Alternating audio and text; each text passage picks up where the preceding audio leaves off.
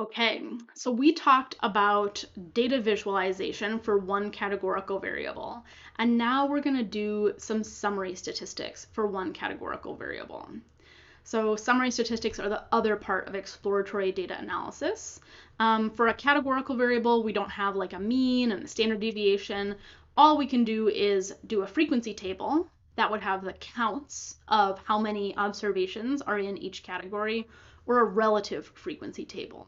And that's the one that has the percentages. So in this piece of the lab, we're going to be using this operator called the pipe. It's written as a percent sign, and then a greater than sign, and then a percent sign. If you've done Unix programming for some reason, you might think of the vertical bar as the pipe, but that means or in R. It's kind of an aside. I sort of think of this pipe as an arrow that's pointing in the direction that my data is flowing through a data pipeline. So we're going to build lots of data pipelines in this course, and we're going to use that pipe to string together some main R functions. So we're going to use the summarize function, which is going to summarize data. It goes from lots of rows of data down to just one or just a couple. There's the mutate function, which makes new variables, so it sticks on additional columns. It makes it a little bit wider. And then there's group by, which is going to work really nicely with the summarize command to group data before we summarize it.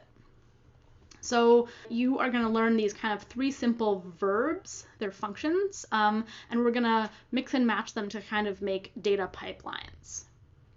So we're going to do a short data pipeline to begin with. So I'm going to type this in my console. I'm going to type GSS, and then I'm going to type the pipe. So a percent sign, a greater than sign, a percent sign. And then I'm going to hit enter. So here is R with that plus again. It's saying, I think that you're not done with your thought and you have some more code to write. And in fact, I do. I piped the data. I started poking it down my data analysis pipeline, and I need to write another step here. So I'm going to type summarize, and then parentheses, and I'm going to say n is equal to n, open paren, close paren. And then if I hit enter, now I get some output, which says 2348. So just take a second, try and figure out what that number is. So it's the number of observations in my data set. So it's sort of like the number of rows. So that doesn't give us a ton of information, but it does tell us the number of rows in our data set. So now we're going to add another piece into our pipeline to make this more interesting. So I've got my GSS, and then I've got a pipe. I've got my summarize down here, and then we're going to stick another step in the middle. So I'm going to delete this comment, and what I'm going to write instead is group underscore by parentheses, and then I'm going to put the name of a categorical variable. So let's try marital underscore status. And then at the end of that line, I need another pipe. So percent greater than percent. And the way I would read this code is GSS, then group by marital status, then summarize n equal n paren paren. And if I press play on this one, this is going to give me a frequency table, which counts the number of observations in each category. So I can see that there are 998 married people, 670 never married, etc. And then we might want to add another piece to our pipeline to create a relative frequency table. So this just has the raw numbers. We might want the percentages. So I'm going to put in that step that I did before where it says another step, group underscore by, parentheses, marital underscore status.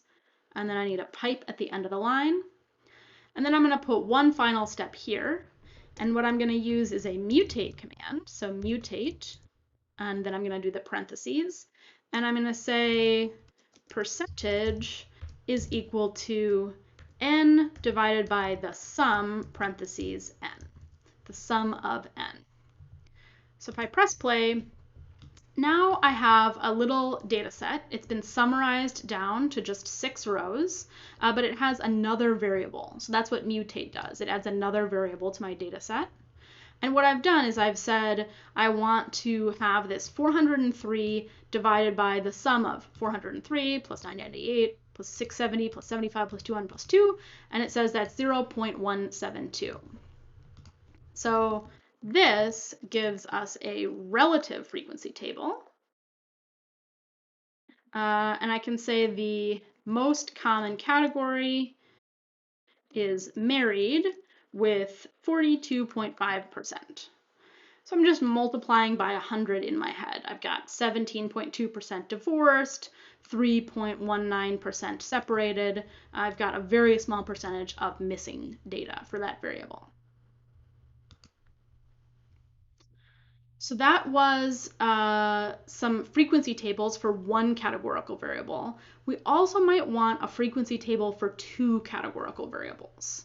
So the way that we do this is we add another variable into our group by code. So here's the code that I had before. I guess I called it prop this time. You can name it whatever you want. And we're just going to add one thing on this line that is going to show us the relationship between marital status and general happiness. And what we're going to do is we're going to put our cursor after marital status and write a comma and then write general happiness. And maybe I'll delete off this comment so it looks a little neater, and then press play. So now I've got a huge table. And this has the marital status of people as well as their general happiness and the number that are in that set of categories as well as the proportion. So there were 84 people who are divorced and said that they were not too happy. There were 242 people who were divorced and said they were pretty happy. And I might be interested in thinking about some conditional percentages. And so the way that I like to think about that is try and add up some of these proportions in my head. So let's say this is about 21% plus 60%, that's 81%, plus 19%, okay, that's 100%. So these 3 rows are showing me something about, of the people who were divorced, 20% said that they were not too happy. Of the people who are divorced, 60% said that they were pretty happy. We can do the same thing with the married. It looks like of the people who are married, around 51% said they were pretty happy, 43% said they were very happy, 6% said not too happy, and we had some NAs. So if we do the frequency table and relative frequency table this way, that's the way we interpret those numbers. But the order of our variables really matters. So I did marital status, comma, general happiness. So I'm going to switch it. I'm going to do general happiness first, and then comma, marital status. And then I'll press the play button again. And so now the first column is general happiness. And we're looking at, of the people who said that they were not too happy, what percent are divorced?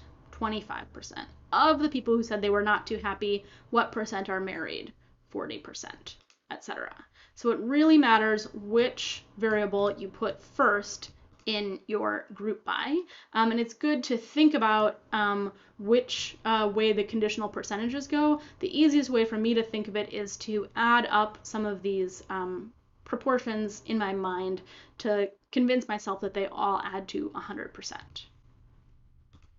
So the last thing I want to talk about is the idea of looking for a relationship between 2 categorical variables. We're going to learn a statistical way to make that assessment later in the semester, but for right now, we want to try and make a statement about whether or not we think there's a relationship just by looking at the results of a table. So if I look at this table, I might be interested in the question, is there a relationship between general happiness and marital status? And what would this table look like if there really wasn't a relationship between them? And the way I'm going to talk about this is I'm going to go back and I'm going to make one of the simple tables again. So I'm going to do GSS then group underscore by parentheses, and I'm just going to group by marital underscore status, and then another pipe, and then hit enter, summarize, n equal n paren, and then mutate where prop is equal to n divided by the sum of n. So this is what we had seen before. Overall, in our data set, we had 42% of people who were married and 2% were divorced. So if there was no relationship between general happiness and marital status, we would expect to see 42% married in every happiness category and 17% divorced in every happiness category. So let's scroll up and see if that's the case. So in the not too happy category, 18% were married. So that's less than we would expect. In the pretty happy category, 38% were married. So that's less than we would expect. And in the very happy category, 61.6% were married. So that's more than we would expect. And we could look at divorced. In the not too happy category, 25% were divorced. So that's more than we would expect. In the pretty happy category, we've got 18.5%, which is more than we would have expected. And in the very happy category, we've got 11%, which is less than we would have expected. So because those percentages don't match up to our unconditional percentages, we think that it looks like there is a relationship between those two variables. Of course, because this is real data, they're not always going to be exact. If I had seen in each category, like 16.5%, 17.2, 18.7, something like that, pretty close numbers, I probably would say it doesn't look like there's a relationship. But they look pretty different to me. And the same thing with married. So instead of having 42% in every time we see married, we've got 18%, 38%, and 61%. So that's an indication that there is a relationship between those two variables. So at this point, you should have all the skills you need to do the real lab. So you could get started on that right now, or you can wait and come to our synchronous session on Zoom where you can ask me some questions.